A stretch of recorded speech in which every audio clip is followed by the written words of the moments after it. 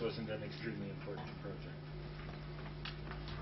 Secondly, I'd like to share with you some of the things that IDRC has learned in recent years about how research and how technology development can actually lead to changes out there in the real world, because the purpose of doing research, the purpose of developing technologies is actually to make a change out there.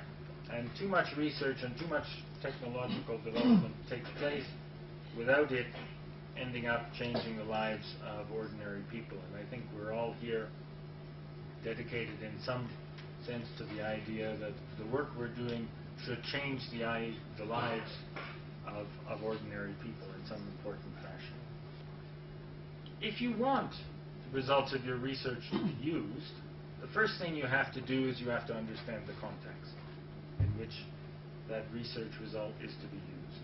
You have to look at social, economic, and governmental organizations that are working in the field at different levels and at different scales. You have to understand the landscape of policy actors. You have to look at who are the coalitions of forces, the dominant coalition, the coalition who is contending to upset the current hegemony, the emerging coalitions who might be a force in the future.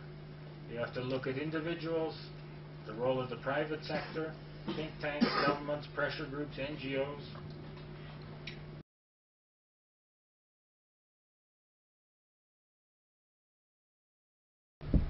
Dr. Munro, Director, IDRC. Dr. Tavisak Kunanta Kul, Professor Benjamin Seu, Mrs. Maria Lee Hoon,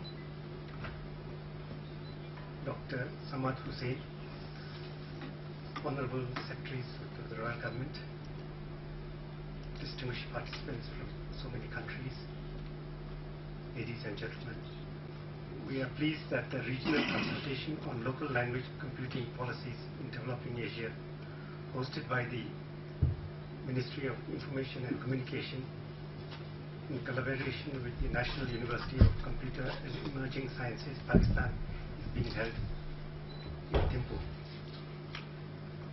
Before I begin on my prepared text, I'm greatly privileged to be here with so many computer enthusiasts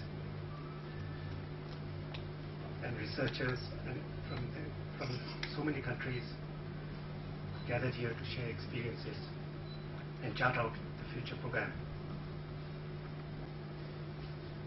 Many of the honored guests here will be aware that Bhutan had a somewhat late start in development as compared to many countries.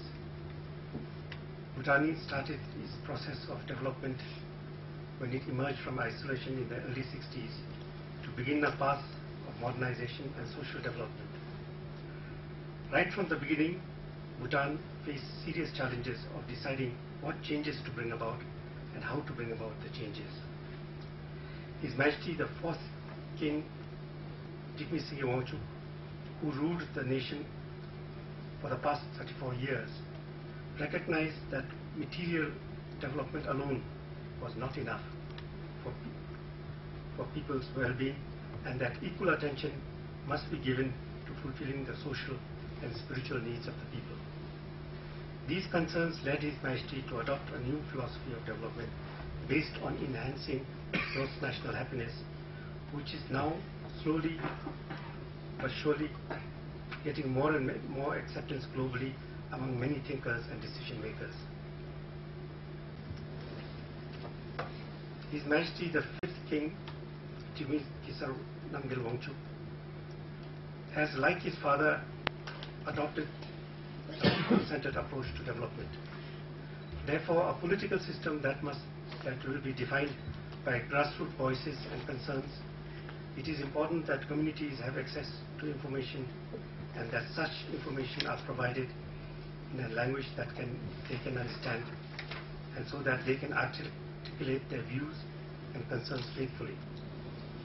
The localization of Dzongkha is an opportune means to equip our communities and government with tools implementing e-governance and tool of dissemination of information. I was always aware that substantial progress has been made in the last 3 years by the DIT and the Dzongkha Commission in computerization of the Dzongkha language. I am pleased to hear that actually the more progress than I had imagined has been made. I am very pleased that many important tasks in the process of localization of Dzongkha under the Localization project at DIT have been completed. Soon, free and new open source office applications which has been fully developed will be made available. There also exists a customized operating system in Linux which supports Dzongkha computing capabilities such as chat, internet browsing, and in Dzongkha will be available. The purpose and the decision to choose Linux over other operating systems would itself make a good story.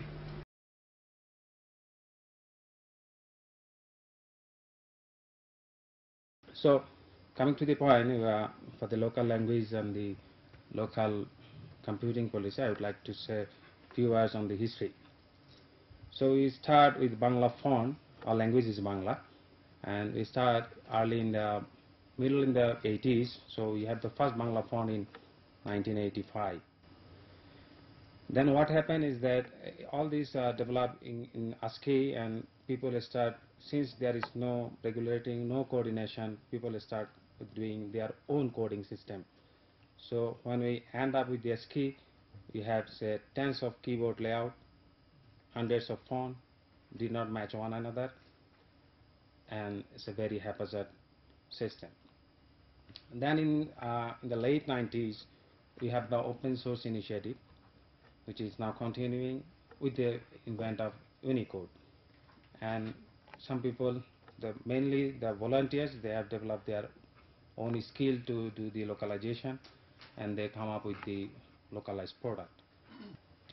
So what all these things are happening in a country which is very small, only for 138 million, not only, it's a very big, you know. So 138 million people. We have, other than Bangla, we have Assamese, Chakma, Garo, Khasian, etc. language, and we have a 56% literacy rate in national language, and in English it is less than 5%. So teledensities, this is the including the cellular, this is the August 2006 data, which is 12.03, and it is around, at that time we have 15.5 million cellular phone, and the day I leave Bangladesh, we have just crossed the 22 million cellular phone. In order to provide access to the people, I think ICT also plays a very important